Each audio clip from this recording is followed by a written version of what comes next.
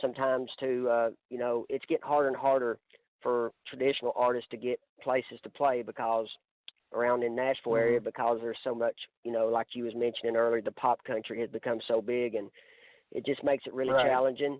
But I've decided when I first moved here that I was going to be who I am, and I'm going to be country, and regardless of where I play or what I do, I'm going to be who I am, and not worry about it. Awesome. And what recordings do you have available to the public, and where can they buy them? Well, I have several songs on Reverb Nation. You can also buy physical CDs off of cdbaby.com, and if a person wants a CD from me, like personally me send it to them, they could always message me on Facebook, and I'd be glad to send them one. I do like to interact with the people that support my music, and I'm glad for everybody. I'm thankful for everybody that supports what I do. I don't take it for granted. Awesome. Now, before we play this next song, tell me, what was it like to find out that you were nominated for an award for this song, "I'll Let the Bottle Kill Me"? It was probably one of the most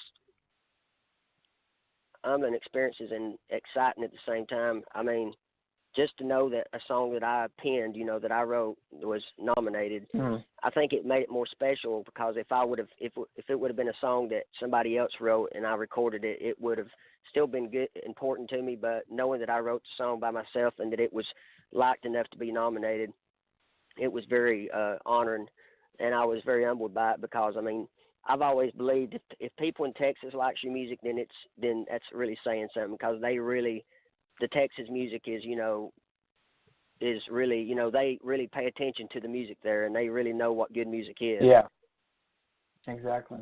That's true. And now, is this your first nomination, or have you had some before?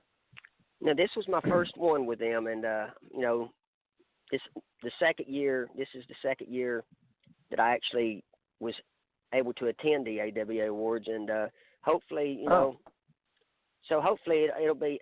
I can go out there on an annual basis. It's a great event, and it's out in the Fort Worth area, and some great people.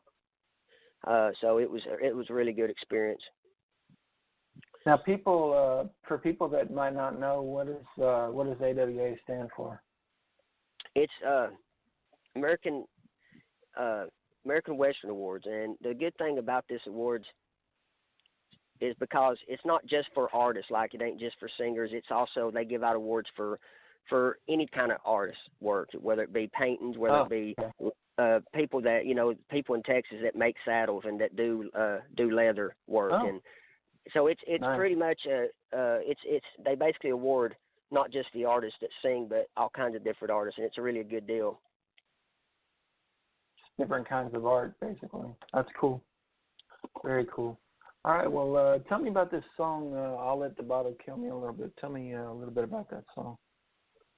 Well, it was just, I was going through some things in my life during that time when I wrote it, and, just some relationship problems, and a lot of times, sometimes it takes bad things happening in your life to come out, basically to be able to come out with the best songs, and it was one of those deals where it was a bad situation, and it, my emotions just poured out, and of course I wrote that song. And I was just thinking about, a memory that that you just can't get over, and the only way you can try to get over it is drinking, and basically that you would rather deal with the drinking issue than deal with a memory, is basically what the essence of the song is. Yeah. I'm sure a lot of people can relate to that, definitely. Well, let's play that song now, and we'll take another break here on ICMS Radio with Brad Howard. And this is Brad Howard with "I'll Let the Bottle Kill Me." We'll be right back.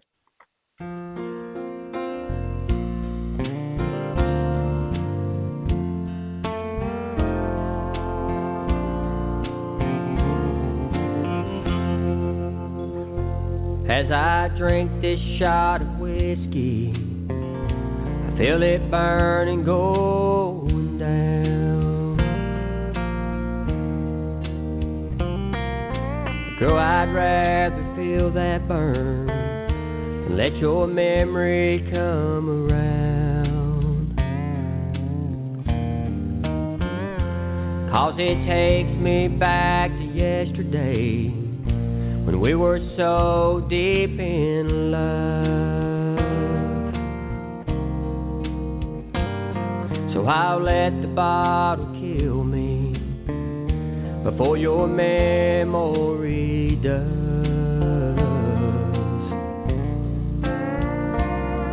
I'll let the bottle kill me, even though I need to stop. I'll drink to keep from thinking that we're through. Girl, don't feel sorry for me, it's the only thing I've got to help me with the pain of losing you.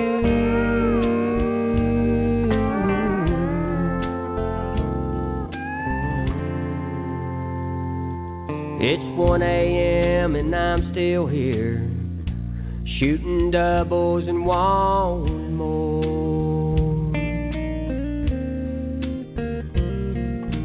Knowing that tomorrow I'll end up crawling across the floor. I know I need to sober up and get this poison from my blood.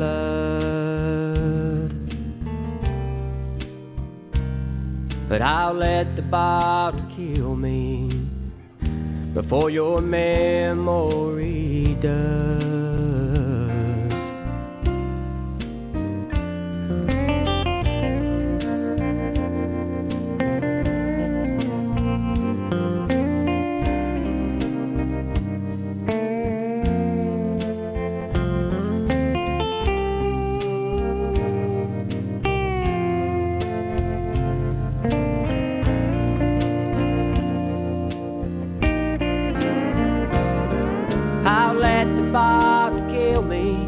Even though I need to stop, I'll drink to keep from thinking that we're through. Girl, don't feel sorry for me, it's the only thing I've got to help me with the pain of losing you.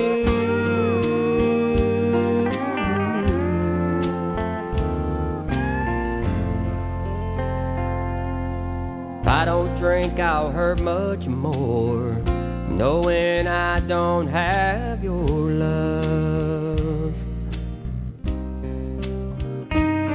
So I'll let the bottle kill me before your memory does. I'll let the bottle kill me for your memory does.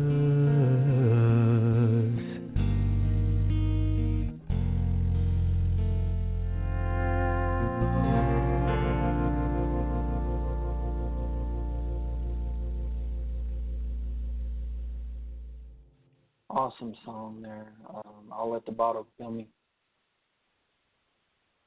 Got a couple more songs down the road here a little bit, but a few more things to discuss first. Now, I understand that when we asked you who your dream duet partner was, I guess it was a tie basically between Lori Morgan and Tanya Tucker. So, oh yeah, tell me about that a little bit. Well, I tell you what, both of them, I just always loved their music, and always kind of growing up, of course I was really young, but growing up I had a crush on both of them because I just loved watching them on TV and watching them perform, and I got a chance to see Lori Morgan in concert when she was young, when she was younger, when I was younger too, back when I was growing up in school. I got a chance to see Lori Morgan in concert. I've never got a chance to see Tanya Tucker. Hopefully that is on my bucket list, and I want to get to see her. But but like I said, that's the two females. I think they both portrayed country music, done good country stuff, and I just something about their music I really liked a lot. Yeah.